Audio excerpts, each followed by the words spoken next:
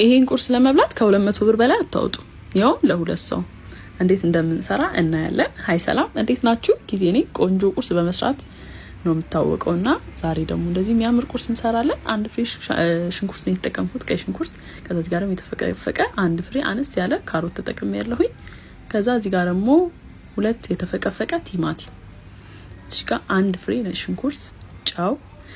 ብዛቱን የምነግራችሁ ዋጋውን እንድትሰሩት ነው ማለት ነው። ከዛ እዚህ ጋር ስልሳችን ላላ እንዲል ውሃ እናደርጋለን። ውሃ ግዴታ ነው፣ አልበዛ ስልሱ ድርቅ ነገር ነው የሚለው። 3 እንቁላል ተጠቅሜያለሁ። እንቁላል 30 ብር፣ 3ቱ 90 ብር ማለት ነው።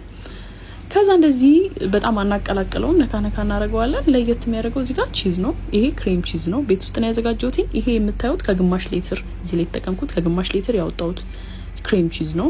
ግማሽ ሊትር ወተት 50 ብር ነው። እንግዲህ ስሩ ሂሳባችሁን።